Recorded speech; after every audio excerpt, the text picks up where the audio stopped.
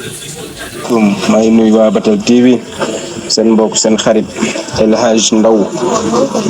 wax dëgg yàlla ñu gënoon ma xam bu baax fii ci bisu benn tali ki xeexal Ousmane Sonko ci projet bi mu indi woon ne pour ñu jubbanti Sénégal amoon yaakaar bu baax ci Ousmane Sonko waaye depuis mu toog ñu ngi doon xaar yeneen projet yoo xamante ni dina ko teg ñu ànd ceeg moom waaye dafa toog rek tëj imaam Cheikh Ahmed Tidiane Ndaw mu nekk nag sunu wayjur nekk sama nijaay ak fan boo xamante ni tey sës ci man lool bi ñu ma waxee ne ma audio bi génn na ma déglu naa audio bi mu wax dëgg yàlla ma déglu ci nekk mu wax mais la mu wax du ay waxam ay waxu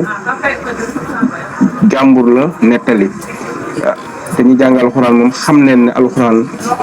am na kàddu yoo xam ne mu ngi ci biir alxuraan yoo xam ne gars yi du ñu koy wax boo jàngee alxuraan nag booy faral di kii yooyu doo am complexe boobu xëy na rek da ngay wax ne da ngay jàngale da nga koy jaar ci nu mu leeree moom gis-gisam loolu la. Sénégalais yu bëri nag bokkuñu moom gis-gis dañoo jàpp ne dafa xotti war ma Ousmane Sonko wax dëgg yàlla tey mu nekk koo xamante ni nit ku ñu amoon ci moom yaakaar la mais man moom finalement sama yaakaar dafa tas ci moom ndax sama yaakaar la tëj Sonko ndax man Ousmane Sonko dama doon xeex te xaw ma ko musuma lekk fukki dërëm Ousmane Sonko dama nekk Pastef bi ci xeex sonn ci kon tey su ma demee ba mu fayee ma lii nag dama koy muñ sante ko yàlla ndax famille bi yëpp naqar bi ñu am mooy man de bi ma gën a am mooy Ousmane Sonko yaakaar gi ma amoon ci moom foogoon naa ne ma duma fayee jëf ju ñaaw ji ndax lii bu ne xamu ko day wax lu ko neex dossier imam bi xam na ko bu baax a baax a baax a baax. waaw mu nekkit lu ñu jaaxal mais est-ce que lu mel ni mën na xew ci réew mi en tant que premier ministre moom xamu ko est-ce que loolu mën na am. a baax ñun dem nañ tribunal dara ump ñu ci ñun nag li ñu doon bañ jamono Macky Sall bu fekkee ne moom la fi nar a indiwaat kon moom na dem jéglu ji Macky Sall ndax mënu fi nekk di wax Macky Sall lu ne ñu dem a dem ba bañ Macky Sall ñun bañ loo ñu Macky Sall te la doon wax yëpp jot ci sees bi la sant leen yàlla nag ba nga xam ne moom yàlla defu ko président parce que jikko bii ñu commencé woon nii nekkul jikko boo xamante ni ñun moom lañ doon xaar ci moom ku wax di ko neexal naan Ousmane nit ku baax la ñun de mbaaxam xamuñ ci dara dañ ko njottoon nag mais waluñu ko ndax biñ ci tolloo waluñu mbaax ndax tey bu fekkoon mbaax gi ñuy wax ne dëgg la mbiru imam bi dina ci def effort ne nañ bàyyi imam mu ñu di këram ñun Ousmane wax na ne nañ bàyyi imam ñu di këram boobaa ñu seedeel ko mbaax gën ko téye ñun dañoo sonn ci Ousmane xamuñu waaye bu ñu xamoon dina bàyyi imam ndax projet bi ñu ci am gàcce lañ am nag maa ngi laa seen ñëpp nañ ma jégal waa APR ñi nga xamante ni nag yàlla defoon na Ousmane Sonko jaxase woon na ma ak ñoom maa ngi jégalu ñëpp waaw wax dëgg yàlla wane leen politique moo demee nii tey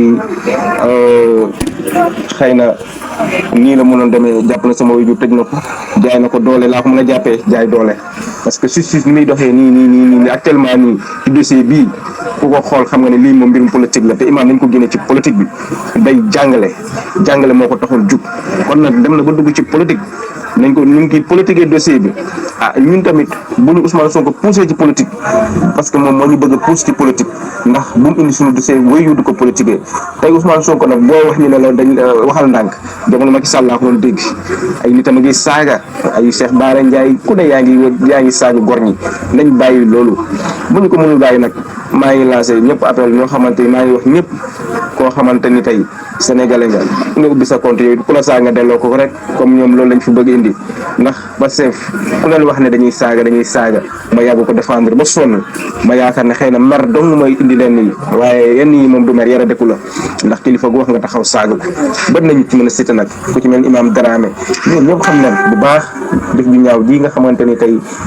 ñu ngi koy teg suñu deru kilifa biñ ci dolli nag mooy déclaration bu mujj bi man moom wax dëgg fa yàlla nit mënul tëj sama kilifa mooy ànd ak yow kon man Pastef moom dama koy bàyyi parce que bàyyiwuñu sama kilifa damay bàyyi Pastef ki tëj sama waajur man du ma ànd ak moom jamais